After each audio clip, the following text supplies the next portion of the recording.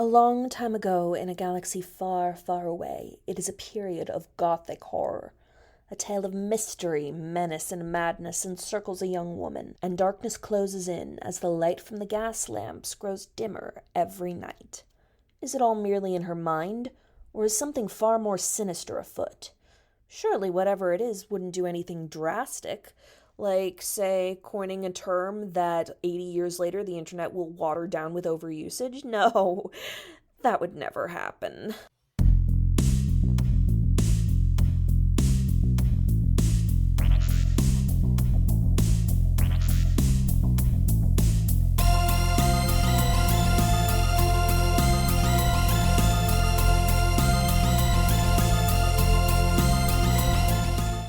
Hello there, and welcome back to 6 Degrees of Star Wars, the podcast where we explore all the ways George Lucas's flagship franchise surrounds us, binds us, and penetrates us in the landscape of cinema. I'm your host, Sam Marchioni. Joining me today, Shamila Karanakran. Ingrid Bergen did not win an Oscar for Tumblr to gaslight Gatekeep Girlbosses film. Jasmine Garcia. Where the fuck is the Paris Paloma song about this? And welcome back after quite a while, Meredith Cook! I'm just that true crime lady on the train. We are all up in the business of a Degree 6, the 1944 version of Gaslight, which featured, among other things, the film debut of one Angela Lansbury. Greetings, I am IER-60, Star Wars Retelling Connections. Point of intersection found. This is a Degree 6. Angela Lansbury was in Glass Onion with Joseph Gordon-Levitt, who was in Visions and The Last Jedi, and Jessica Henwick, who was in The Force Awakens. Additional source material found. The 1944 version of Gaslight is in the public domain. We're going to talk about Rian Johnson in this episode. I already know it's going to happen, but yeah. Actually, I wasn't even thinking of that, but sure. I'm always Angela happy to Lansbury, the queen that you are. Queen. You can already Fair. see the Mrs. Lovett poking out of her. Oh, absolutely. Oh, absolutely. This is what Mrs. Levitt must have been like before Benjamin Barker got sent over to prison. Mm-hmm. For me, this was the first time seeing the highly acclaimed Oscar-winning movie that has turned into internet psychology's favorite buzzword, but what about everybody else? My first time as well. Obviously, I knew it by reputation, although one thing that struck me was I, for whatever reason, did not realize that this contained one of my favorite tropes, which is your protagonist who has been through some shit and is about to be through some more shit. Absolutely. Like, this poor girl, like, from the get-go, you find out she saw her aunt right after she was murdered, and then all this shit happens. Like, Shami, Mayor, what about you? First time? This was also my first time watching it, but I am currently writing a play about this, about the 40s. So it was really cool to see, like, something that my characters would have seen. Sweet. that can make for I'm some looking cool forward to illusions that there. play. Oh, yeah. Mm-hmm. Technically, this is the second time for me. I first saw this when I was 14, probably way too young to see it. Because this is back when my family had access to the Turner Classic Movie Channel. It was part of the series of film noir narrative whose big theme was don't trust your husband. Mm-hmm. Mm-hmm. Yeah, it included films like Rebecca, Suspicion, Shadow of a Doubt, and then it went into Gaslight, Jane Eyre, Dragonwick, Notorious, and Spiral Staircase, The Two Mrs. Carols, Sorry Wrong Number, and Sleep My Love. Oh, I know that play. Mm-hmm. Sorry, wrong number. But regarding Rebecca, it's interesting that's listed as don't trust your husband, considering the fact she doesn't, like, the whole point is that she does stay with him at the end. Spoiler alert for a almost It's 80 more or like over along 80 the year lines old of, story. like, it's supposed to follow, like, a rich, sheltered woman who is being threatened by an older, deranged man who is often the husband, and as a result, the house becomes a terror trap to her. I think, Shami, all those parallels that you mentioned in all those other movies are definitely present here. And what I was really struck by was I knew the twist. Culturally, I knew that there was something happening in the attic. I knew that she was getting emotionally abused. But by the end, I was surprised by how drawn into the story and how tense I was feeling in this thriller by the end. It's impressive, really. I put the link to the trailer in the group chat. Everyone knew the twist. Like, it was never a secret that her husband was trying to drive her crazy. Yeah, I think they never really intended it to be a twist. It's just a matter of we're so used to used to the concept of it being the twist that we think that it gets spoiled in the trailers, but it's like, well, this has been happening for years and years before that. This is hardly new. Mm-hmm. This was also, I didn't know that this was technically a remake of a British film, and that it was based on a play before that. Yep. Well, apparently MGM had a deal in order to remake this movie, all the 1940 versions had to be destroyed. Oh shit! But it survived, and technically, it's available as a DVD extra for the 44 film. Oh my god! I mean, it's a much shorter version, so I guess they can get away with it by that. It's like I've seen behind the scenes featurettes that are about that length. Destroying films to preserve the ones that you want to target. No wonder David Zaslav got the idea. Ooh. Zaslav. Yeah. But God, this movie really is the blueprint. It absolutely in so many is. ways. It absolutely is. It's so masterfully made. And of course, Ingrid Bergman's always great. I mean, I love her in Casablanca, but I definitely understand why she won the Oscar for this one. Oh, absolutely. The total character transformation that she takes through this film. And just those last 5 minutes when she's talking to her husband after everything's revealed. Oh my god. That monologue. That is chilling. How do we feel about should she have killed him? Yes, but on the other hand, I get why they couldn't have. This was during the Hays Code era. They were never going to let her do it. Yeah. I was chanting kill him, but I've never read the play. I definitely want to read the play and also see the original movie because apparently it's closer to it. Just because, what a surprise! I'm fascinated by this sort of shit. Winding back chronologically a little bit. Mm-hmm. There's actually another Star Wars connection that I don't know if the rest of you picked up because maybe you don't have the same level of prequels brain rot as me. Do you guys know what Lake Como is? Is it the episode 2 lake? Yes, Lake Como is the same location where Veracino, the lake country in Naboo, is set. So I'm like, does this lake have a cinematic reputation for bad romantic decisions? Real. God. Look, I guess it does. I love Anakin and Padme. I will defend their love story to my dying day, but baby girl, no. No. Yeah. Spooky house surrounded by water. Nope. Red flag. Gregory's cut off your escape route. Hit him with your oar, Paula. The entire scene of the two of them on the balcony or the veranda, whatever that was, the two of them, they are very permissive for Victorians if they are cohabitating like this. Mm-hmm. But that is such a thing that George Lucas would look at it, point and go, I want that in my movie. Yes, correct. Absolutely. But I don't think they were just cohabiting. I think they were actually married at that point because we do see a wedding ring on Paula's finger. Yeah. I was about to say. They get married really quick. They get married 2 weeks! 2 weeks. 2 weeks. Exactly. Yeah. Baby girl. So we had that shot of her hugging him and we see her wedding band come into view. And it's for me, I am a costume person first and a person vaguely fifth.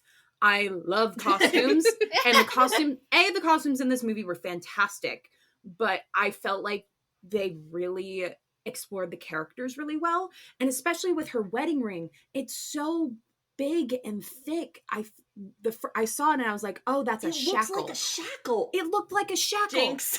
And it's so shiny. So we kind of clues into how obsessed Gregory is with jewels in general. Absolutely. That's what I was going to say. They plant all of the right seeds from the get-go.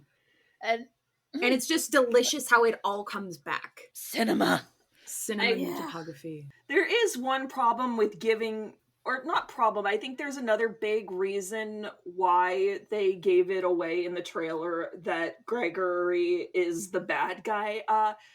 Charles Boyer is either not a good actor or he is a very good actor who is making this character just absolutely loathsome. Oh yeah. The latter. I don't know, but he is not doing anything to hide the menace of this thing and the detachment, and honestly, it kind of almost feels like Charles Boyer came back from the 2020s as one of those annoying method actors who's like, I read that serial killers are detached and monotone, so that is how I am going to talk all the time. I went into this without reading up who was playing who for the inspector versus Gregory, and I immediately pegged Charles Boyer as the bad guy because he reminds me so much of Sean Connery. The eyebrows gave him away. See, he reminded me of Mads Mikkelsen. Also, the fact that he is tanner than the rest of the cast does not help with the colorism of it all. There was that aspect too. That was a very 40s thing, unfortunately. Definitely, Yeah, I but also... now I'm kind of wondering, so, well, Charles... with Charles Boyer and Joseph Cotton, yeah. Okay. He's I'm very wondering French. what kind of performances we would have gotten if their roles had been switched. And Joseph Cotton's done villain roles before. He does wolf in sheep's clothing really well. Yeah, although by that logic, I'm not sure that he would have worked, because that's a very different movie. If you're not supposed to know Gregory's the bad guy, that's probably closer to a lot of how modern movies take it. Oh yeah, I feel true. like gothic romance, I have a lot of complicated feelings about, but a big factor of gothic romance is generally you screaming at the heroine, get out! Get out! Can't you see that something's wrong? Get out! And, the genre functions because they never book it when they should. And in fairness, I mean, that, the term that this story coined, that's kind of how it works. That's how any abusive dynamic works, but especially this, because it is truly horrific watching just the light leave her eyes as the movie goes on. She is truly haunted by the end. Merriam-Webster defined gaslight as psychological manipulation it's over a long period of time, and it causes your victim to question the validity of their own thoughts and their perception of reality and memories, and it leads to stuff like confusion, loss of confidence, and self-esteem, and uncertainty on one's emotional and mental sensibility. And guess what happens to Paula? I hope she sells that fucking house. Yeah. She can't go back. Yes. She just cannot go back. Sell that house. She shouldn't to have me. gone I back want in the it first so place. bad. It's so pretty. No, she wouldn't have gotten back in the first place if Gregory didn't bring it up in the first place. Oh, I exactly wholeheartedly agree. Okay, this was my thing about the movie. I've heard the term gaslighting before this, and I know the Merriam-Webster definition, we just got it. But my definition and what I feel like the internet's definition is asshole abusers use lying and making the person feel crazy to cover their ass when they're caught. That is what I had seen.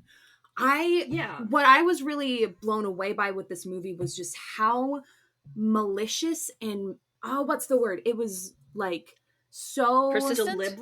Deliberate, thank you. And I wrote down in my notes, it's it was like a magic trick where he was purposely putting his brooch in her bag, planting the idea that, oh, you're so forgetful, and then taking it out of her bag without her seeing, and then showing her that it was gone and blaming her for it. Very much, these are my hands, now you see it, now you don't. Yeah. It was so deliberate. And from the beginning of their relationship, it was all based on a lie, and it was all based to this end for him to try to find these jewels. And I think that totality of the abuse and the lying and was far off from the current Twitter definition of gaslighting. Yeah. This is actually the thing I kind of mentioned when I said Rian Johnson was going to come up again. So the scene between Ray and Kylo, when he tells her, you're nothing but not to me, a lot of people said that's gaslighting. And to an extent, Now, having seen the movie, I get that because there is a very similar kind of notion of Gregory isolating Paula and giving her this notion of, I am the only person in the world you can rely upon. Mm-hmm. For sure. There's something to that. I mean, depending on how you interpret the force Zoom calls before then, you could also argue Kylo has been manipulating and conditioning Rey until that part, but he doesn't have the same level of control, so it makes it harder for me to call it gaslighting as this movie presents it. It's still a fucking dick move, and Rey should have killed him then and there, but yeah. we don't have time to get into all my hatred of how Rey and Kylo's relationship was developed, because actually Rey shouldn't have been the one to kill Kylo, Finn should have been, and that's all I'm gonna say on the matter. Moving on. I wrote in my notes, gaslighting is not the same as being an asshole. Yes. It's all about the control, and it's all about that total control over your partner. And, while yes, just that isolated incident alone in Star Wars is not gaslighting, it easily could have been the beginning of it. Mm-hmm. Yeah. And I think that's why people kind of tend to jump on it. People see what could become gaslighting and just immediately jump on it, and sometimes I think genuinely well-meaning attempts to prevent it.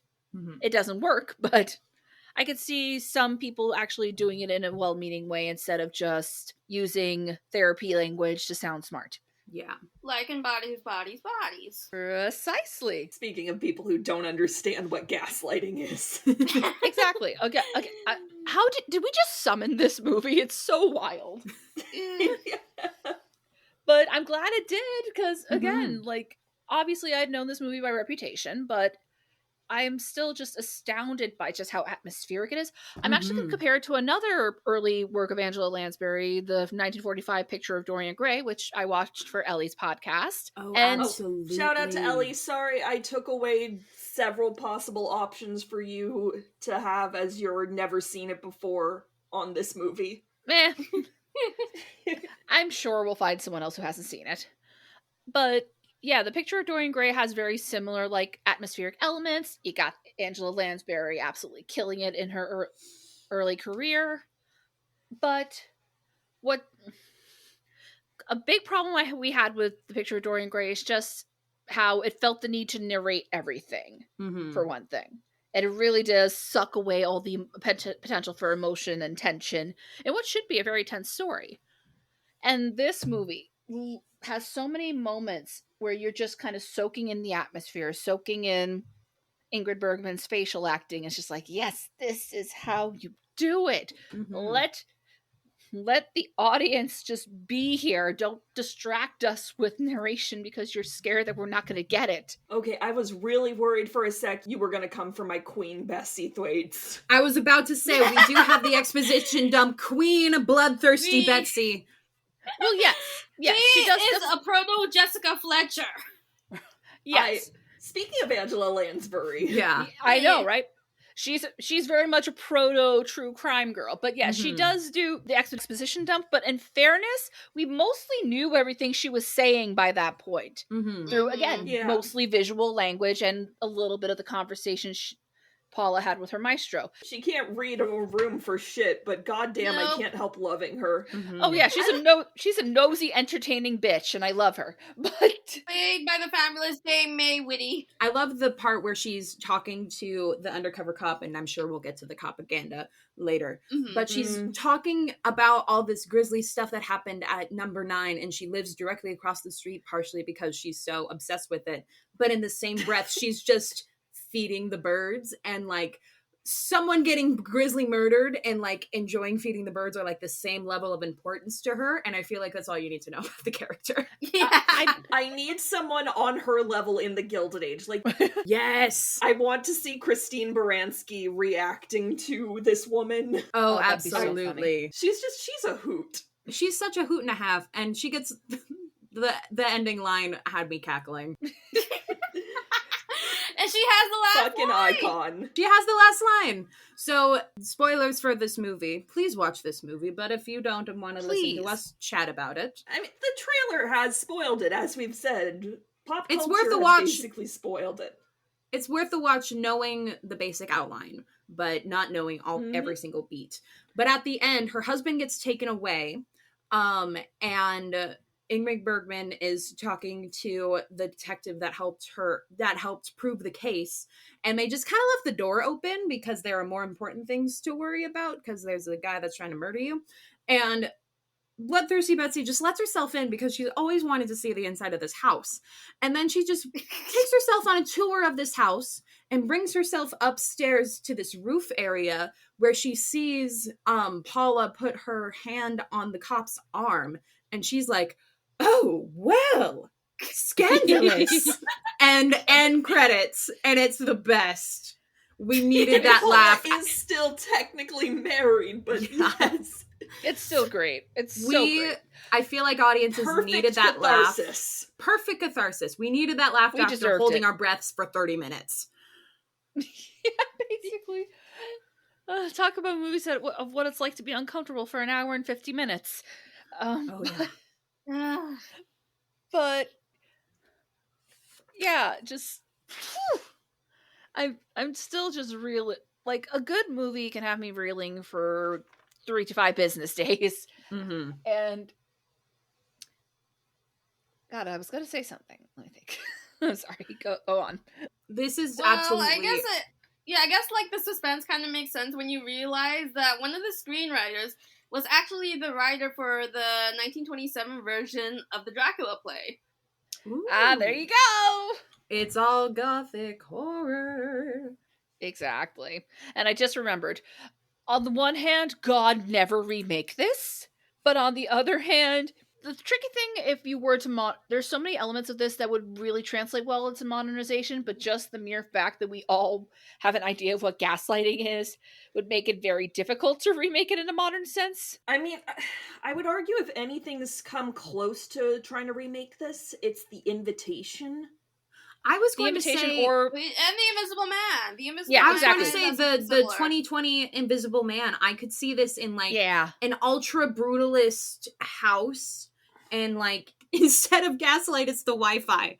The Wi-Fi keeps cutting out, and that's why she can't contact anyone. Oh my god. Oh, you could do that. Yeah. And it would have a terrible tie-in commercial for like Xfinity or something. Exactly. But on the other hand, like true crime girlies like Bloodthirsty Bestie are alive and well. Like, that would fit in very well.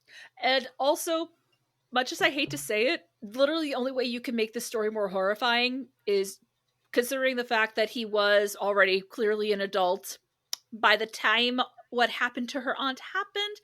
He could have easily found a way to worm his way into her life and just out and out groom her, and I am so sorry for putting that out into the world. This Mr. Rochester motherfucker. No, yeah. But there was no closed captioning for the version I watched on archive.org, but I could have sworn that it was said that Sergei Spyware had wife in Prague. Yep. He has a wife in Prague. Oh, God. Anatole ass motherfucker. Yep. Gregory is a walking red flag, but I think there were a lot of red flags at the beginning that come off as yellow flags. We don't really see it until you rewatch it, like with the maestro telling Paula that she looks deader and deader with each lesson when she's quote-unquote falling in love with Gregory at that time, and followed by Gregory rushing her into marriage after only 2 weeks.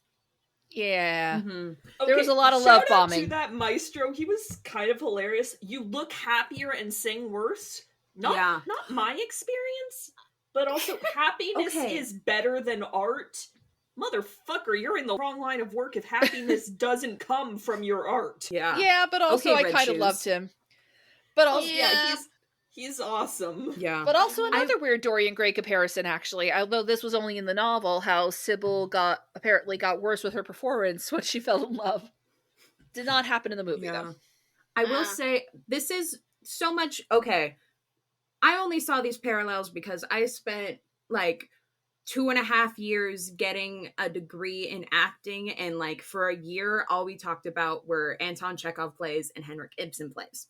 And in the beginning there was that whole bit of oh yeah, you're giving up opera to become a wife, and there's a character in the play Uncle Vanya who gave up being a piano player to be a wife, and her husband wouldn't let her play piano anymore, and I immediately saw that connection with those two plays. And then later in the play, it felt so much like a doll's house where he, again, had so much control over his wife that it was suffocating. And I saw the parallels. You're definitely right there. Like, it has everything that came before it and then kind of propagated everything that came afterwards in a way. Absolutely. And I love it when art does that.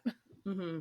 So the fact that they went for the whole person looks exactly like dead relative who is connected to the story, at first I was like, oh god, that's so squicky, because being a Phantom girly, I have read one too many things or seen one too many things where Christine either looks like the Phantom's mother or his dead wife.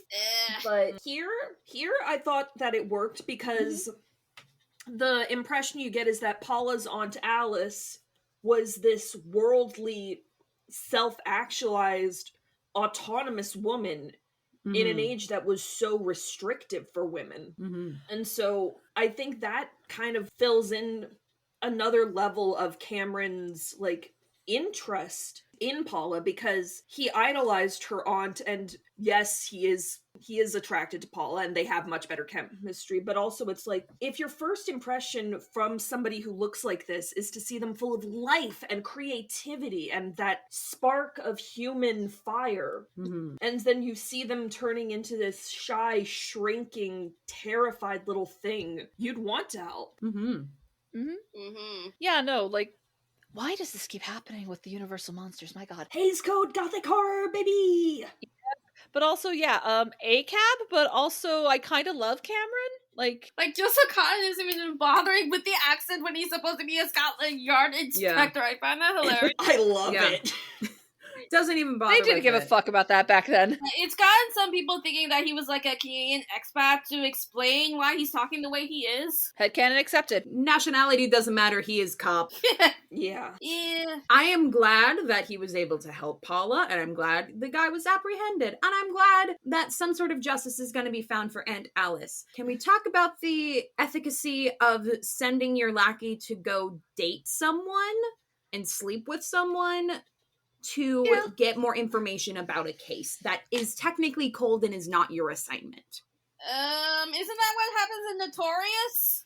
Did that happen in Notorious too? I haven't seen Notorious. I never watched a Hitchcock movie. Not a single one? Oh, we're gonna have fun someday. You gotta watch Psycho. Look, I'm a little fraidy cat, and also Hitchcock's whole thing kind of unnerves me. I mean, that's the idea, but I understand. No, I mean like Hitchcock as a person. Yeah. A tour theory be damned, he was an asshole. Yes, he was an asshole. But unfortunately, at some point you gotta recognize if you go by that with everything, you can't watch anything, unfortunately. No, because I know, and Death of the Author and all that. So going back into just sending the Bobby to get information out of Nancy, I think honeypotting is a tried and tested thing of like covert espionage at this point, so I wasn't surprised by that.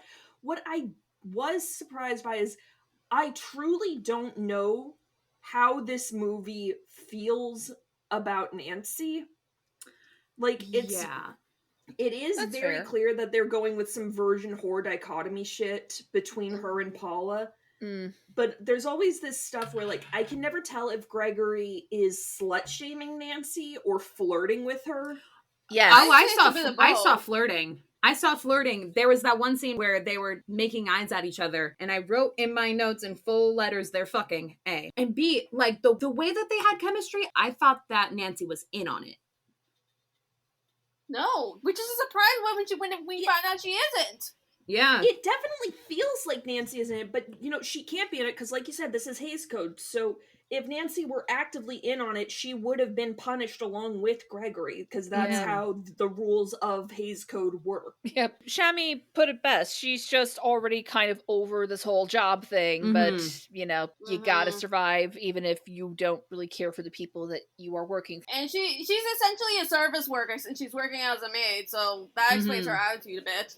Exactly. She just doesn't have a fuck to give. Yeah. Really. And Gregory probably chose her because she's so unaffected by everything and is kind of just a judgmental bitch, essentially. Yeah, and same reason why he chose Elizabeth, because she has hearing problems, so she can't hear him like walking around up in the attic. Oh my god, Elizabeth's involvement in that final scene when he's asking, like, was there a man here? And she's trying to follow Brian's instructions of, like, no, there wasn't a man here. Poor Paula. Oh my Just god. like, No, doubting her sanity even more. I mean, it did definitely save Paula's life a little bit, but it was just one more little bit of gaslighting there, and baby girl, Yeah. I'm so sorry. Yeah, she's God, been going honey. through this. This is a very random thing, but I did notice that Paula's like sleeveless white dress. And in that one scene, it reminded me of that portrait of young Elizabeth of Austria. I don't know if it's a deliberate parallel or not, but one of the screenwriters is Austrian. the big Empress Sisi portrait that got turned into the Phantom of the Opera dress. Yes. Oh my gosh, that dress. And she was wearing white because she's innocent. And then, oh my god, that whole scene where he brought her out into society after months of isolation just to publicly shame her. Oh my god. Gregory, when I catch you. Yeah. He's catching a case of my umbrella steak at this rate. Also, Lady Dalroy, she also had like a very painting-esque dress. That was like the John Singer Sargent Madam X dress. Yes. Ooh. Yeah, no, It was very Madam X. I do have one costume note I have to fume about. Okay. Wear a chemise under your corset.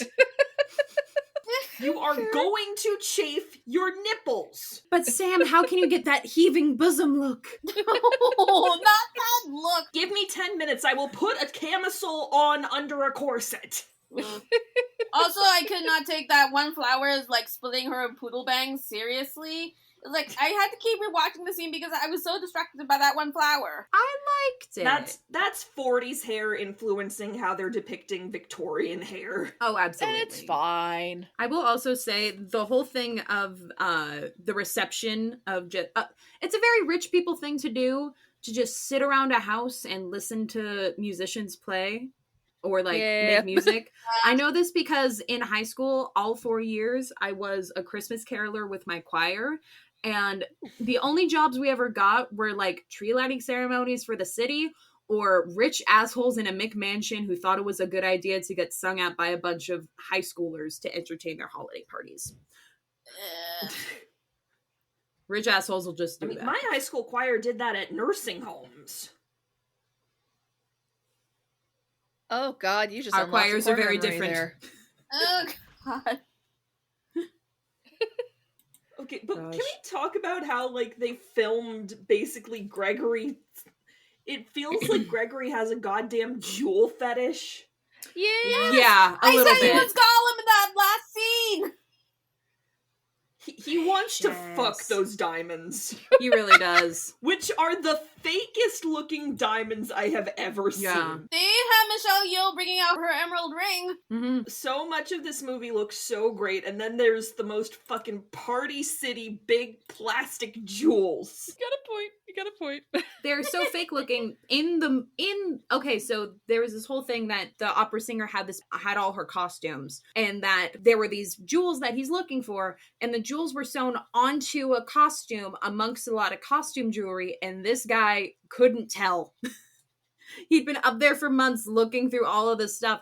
I think that's something that I like kind of bugged me. I was like, why? I was surprised he didn't find it earlier, I guess. I think this man might just be stupid, Mare. I think, yeah. It's possible that his like perception could have blurred. Yeah.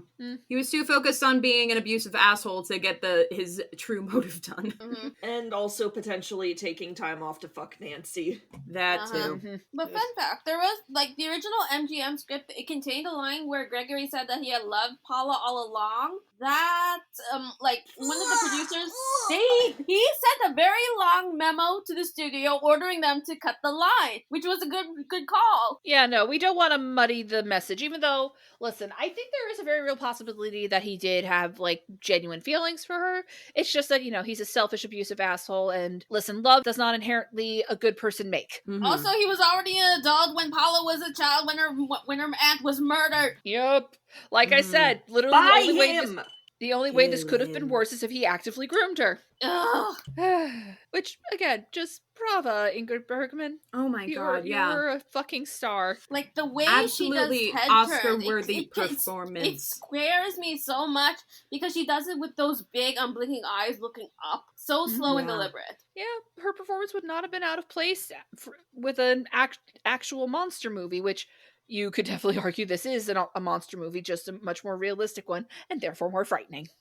Oh, yep. Can we talk about how light and shadow gets used? Yes! My god, there are moments when, like, the lighting focuses in and there are shadows thrown on his face that make him look even more Especially when the first time he turns on the gaslights. Yeah. I will say... God, this movie's amazing. The lighting is amazing. It's my favorite thing in the world in old-timey movies where you see the actor light something with a match and then the room just automatically gets so much brighter with the studio lights. I just love that little detail. It makes me happy every time. Fair. And we get a lot of that in this movie, so 10 out of 10. But yeah, the sigh of relief that I sighed, like, I knew that she was getting manipulated and I knew that she wasn't crazy, but I still sighed I felt like I could breathe again when Cameron said, "Oh, did the lights go down?" and like heard everything that she was hearing. Oh my god, like, believe women. Yeah. Finally, someone is validating her. Yeah. Even so, baby girl, do not date him yet. You need to find you. Yes, God.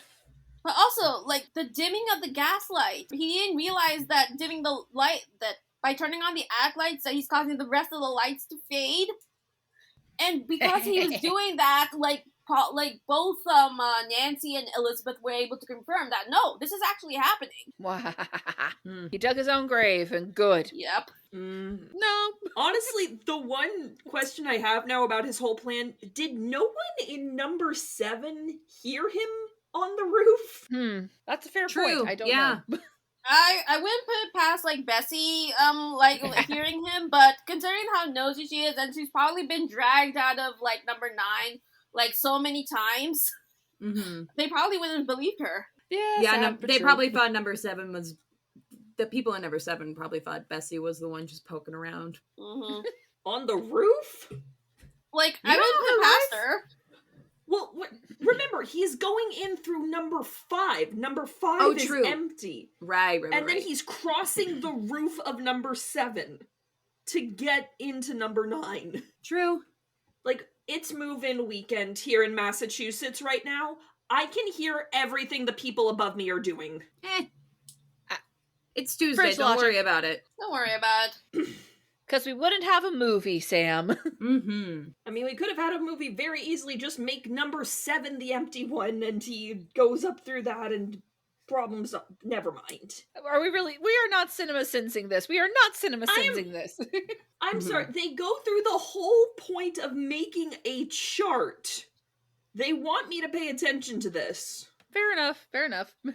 I don't know what to tell you. Also, now I want to do a Victorian escape room. This is mostly just confirming that Gregory is not a very good jewel thief, especially if the aunt actually caught him the night she was killed. Yeah, no, he's just stupid. He's actually not. If nothing else, he is proof that you do not have to be this brilliant, diabolical villain to be to be a terrible person. In fact, many terrible people are often just very stupid. He's impulsive. That's his fatal flaw. He's no Professor Ratigan. Or Moriarty, I feel like is what you were looking for there. No, I meant Ratigan, because God, can you imagine Vincent Price in this role? Yes! Oh my gosh. Yes. Horror bicon that he was. See, the problem there would be that arguably people might actually root for him. I mean, have you seen, like, Vincent Price in a Roger Corman movie? Oh, for sure. But I'm just saying, I know the kind of people I interact with on a regular basis. There's a non-zero chance. There's a non-zero chance that they're into Charles Boyer in this movie. The reason why Charles Boyer is in this film, Ingrid Bergman actually persuaded, like, the producers to allow him to star alongside of her. She wanted to work with him. That's why he's there. Ooh. What was he in before this? To Google. Well, he was in romantic movies like Love Affair. Okay, so he was basically like the George Saunders, where he kept on getting cast in like these romantic movies, but he's just so better remembered as an awful, awful villain. Oh, god damn it, there's some yellow face. Of course, god damn it. Hollywood! I'm glad that made you laugh. Yeah, but also, like, considering the fact that Ingrid Bergman wasn't even the first choice to play Paula. Like, when they first brought the rights, they wanted Irene Dunne to play Paula, and then they initially said, okay, maybe we'll get Hedy Lamarr, and Ingrid Bergman, she was initially very reluctant to play Paula because it was a complete departure from some of her other roles where she played very strong-willed and independent. And she eventually did come to love the part, but there's also rumors that Greer Garson would have replaced her if she decided not to take it. God, can you imagine? I genuinely can't imagine this film done by anybody else, because this is such... Oh, yeah. It's all Ingrid Bergman. Yeah. Yeah, no, Ingrid Bergman absolutely nailed this, but I don't know. I'm always so curious about, like, these could have been castings. Like, I don't necessarily want to live in the world where that happened instead, but I would like to take a peek every once in a while. If only because Hedy Lamarr, goddamn. Hedy Lamarr. Listen, we're all doing this partially because of her, so. Oh, absolutely. Yeah, I've been, like, semi-fascinated with Ingrid Bergman just in appearance, because it was, like, I was 16 or 17, my family took a picture, and my dad looked at it and was like, wow, Sam, you look like Ingrid Bergman in this picture. Ooh, I can kind of see it. I can kind of see it. As much as I was swooning over Hedy Lamarr, like, Ingrid Bergman is also a very beautiful lady, so yeah, roll with it, girl. Girl, gender neutral. I feel like Angela Lansbury, it gets culturally remembered as this, like, loving grandmother. She was gorgeous in this film. She was so beautiful. Oh, yeah. She was 17 even when they had her in an ugly fucking dress. Oh, yeah. She's even prettier in the Dorian Gray movie she was in. Honestly, she's the main reason to watch that movie. Also, like, the fact that Angela Lansbury had to wear platform shoes in order to appear taller than, like, Paula, because Ingrid Bergman was a very tall leading lady, it's kind of hilarious to me. Oh, that's amazing. And the fact that she was only 17 during filming, she couldn't light a cigarette until her 18th birthday for that scene. That's a very old Hollywood vibe of, like, we're gonna film you smoking, but we have to wait a couple months. I want that house. I want that Honestly. house. So I live in a city with a lot of historic houses, and so many of them are for sale. And the last thing I want in the world, if I ever become a famous actress, if I ever make enough money to buy my own house, the last thing I want is a Lego brick. I want the Gaslight house, damn it. It's so gorgeous. I want a Star Wars Lake Country villa. I want to build an entire neighborhood where the HOA's only rule is make your house look as weird as you fucking want. I want to see a hobbit hole next to a creepy Baba Yaga shack. Yes. Ooh. That sounds like the dream. I want a house that looks like it's haunted but also has Wi-Fi. Yes. I want one with a secret library. Obviously. Secret passages. Oh god. It says a lot about us as people and also the world we live in that we're dreaming about houses right now. Yeah. Have any of you ever had to turn on a gas light? I have not. I've had to turn on a gas stove. My grandparents used to take me up to this fishing club on, like, the border of Maine and Canada, and there was no electricity there, so everything was gas lights. And it took me forever to figure out how to do it. Like, you had to turn the knob so that the gas was running and then light the match and hold it up. You couldn't light the match and hold it up and then turn on the gas, and it was a whole thing. So, like, I never had the problem of turning on the gas in one room and the gas would be off in another room, but older house, kind of out of repair, I can believe that would be an actual issue. So the whole thing is, like, flammable gases running through your house. I feel like there's a non-zero chance that houses would just explode. If you, like you said, Sam, if you lit the matches wrong.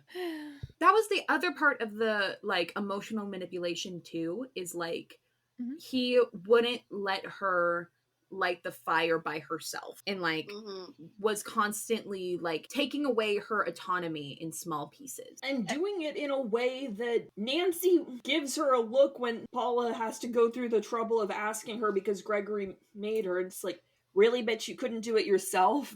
And Yeah, he planted exactly. that And he's seed in still her like, because no, darling, Nancy doesn't hate you. I'm like, yes, she fucking does. yes, And it's your because fault. Gregory specifically said that his wife was high strung. So he immediately planted that in Nancy's head. Yep. Going back to one of my favorite Doctor Who episodes, Ooh. where the Doctor was talking to, I'm forgetting the Prime Minister's name, but Harriet something? Harriet Harriet Jones. Jones? He's talking to Harriet Jones. Don't you think she looks tired? Yes. Ah! Fuck. I don't like the fact that we had to compare 10 to this asshole, but you're not wrong. Well, as 11 said, Good men don't need rules. Today is not the day to find out why I have so many. So true. Exactly. No. It kind of explains, like Gregory walking through the house as if he already knows all the places. That was another red flag that we completely missed. Yeah.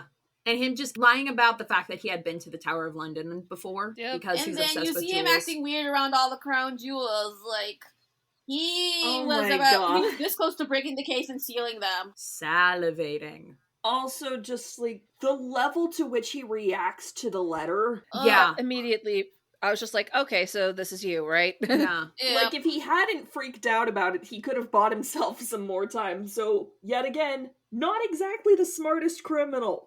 He came up with this brilliant plan, and he's shit at enacting it. Yeah. Okay, so and what was he gonna do after he got the jewels? Was he just gonna like abscond with them off to Prague, go back to his first wife? It was insinuated that he was either going to have Paula locked up, and so that the jewels would be his by right, or he was gonna strangle her like he did her aunt.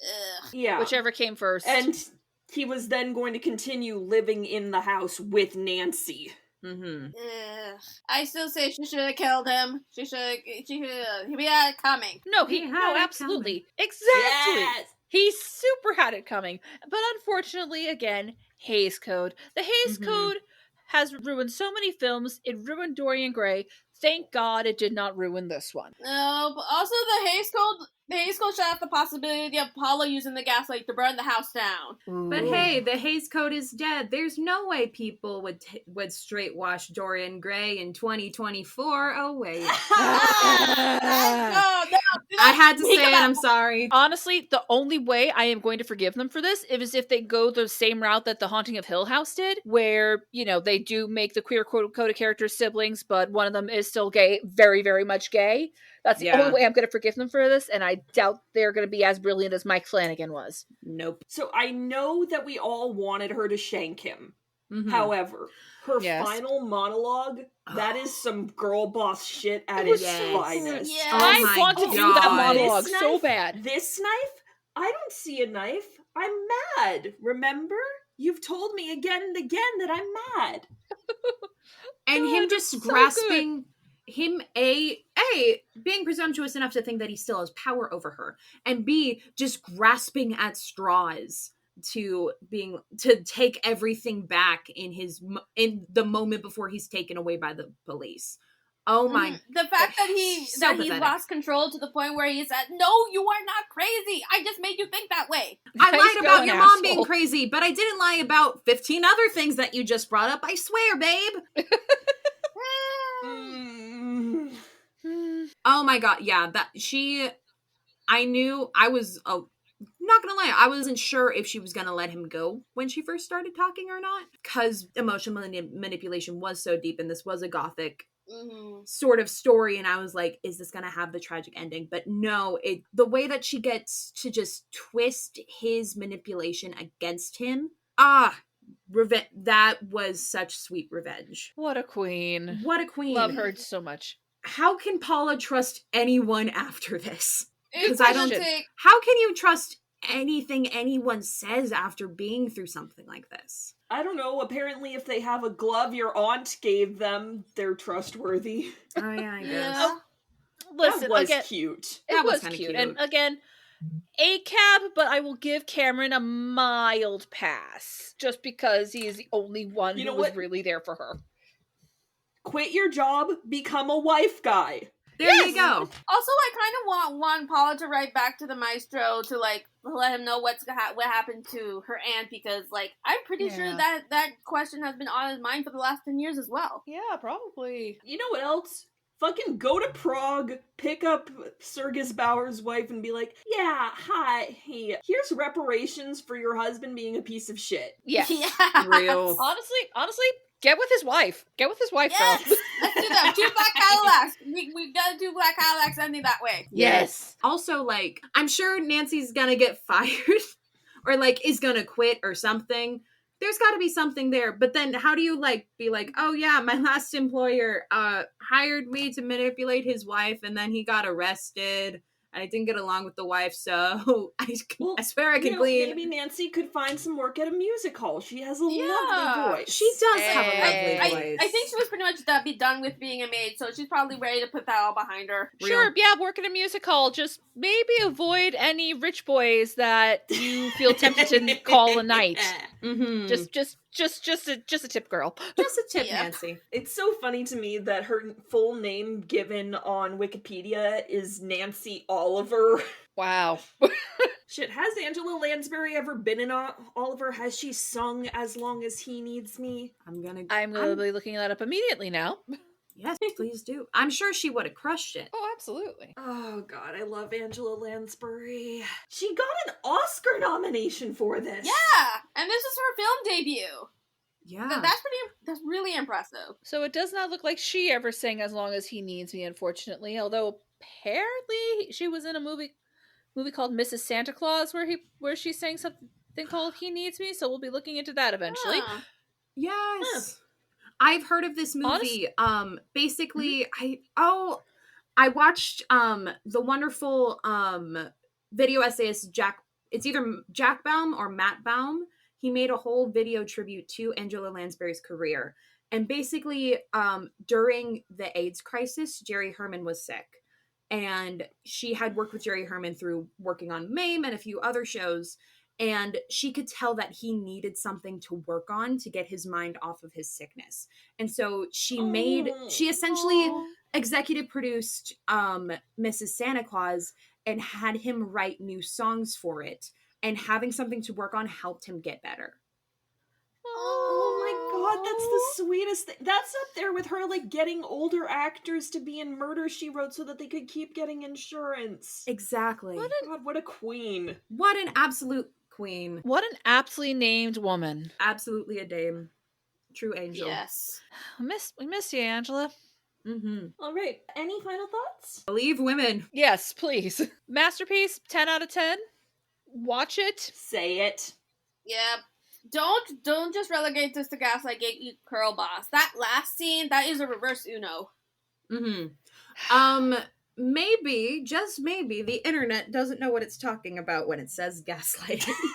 I don't know what you're talking about. Of course, the internet is always full of well-informed and reasonable people. God. That being said, I am being completely honest when I say that none of us have said this yet. Is the Force with it? Yes. Hell yes. Absolutely. Unanimous. We're living in the dark side, so turn on the gaslight. The Force is with it. Woo woo. Woo. Who has Pluggables? I have a TikTok that is sometimes used. It is the nerd, I guess, or mer_the_nerd. If you see a person frowning in a yellow shirt and overalls, that's me. You can find me on the online news on Tumblr, where I post listicles and graphics, and you can find me for all your podcast requests. I am the host of the sibling podcast, In Each Retelling, the podcast where we explore all the ways old tales are made new. Please follow us on the podcatcher of your choice. We've got a lot of fun stuff for September and, of course, October. And you can find me at Favor Vieira on all the socials. Yeah, Sam, you wouldn't happen to know anything about that, would you? I don't know what you're talking about. You're right, I'm so forgetful. As for me, I will ask that you keep the spirit of Star Wars alive by supporting artists through the Entertainment Community Fund, and by taking action to support anti-imperial and anti-colonial movements across the globe, partially by using links provided below, and by taking action in your community. And you can find me on the wider internet as La Femme Fictionale, including on YouTube, Twitter, and Tumblr, where you can also find the blog for this show. Our theme music is provided by Refractory Period, the two girls' one-beat synth-pop sensation. You can follow them on Instagram at Refractory Period the band. To further support this podcast, please subscribe to us on your platform of choice, leave reviews, and share with your friends to boost our visibility. And consider joining Patreon, where you can get early access to our bi-weekly recaps of The Acolyte as it airs. So, big news, Shami, this is your 10th episode. You are officially a knight of the Order of 6 Degrees of Star Wars! Yay! You get to get rid of the rat tail! Yay! Goodbye, Rat Tail! And as a knight, you now join Jasmine in having one opportunity before your next promotion to pick the degree that we watch, though not the movie. I will let you know that because we are coming up on September 15th, the next episode is going to be concentrated on a theme month. So, would either of you like to use your request now, or do you want to hang on to it for later? I think I'll save it for later. I think I will save it. All right.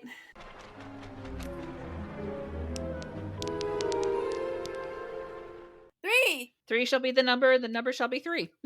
It's a 3!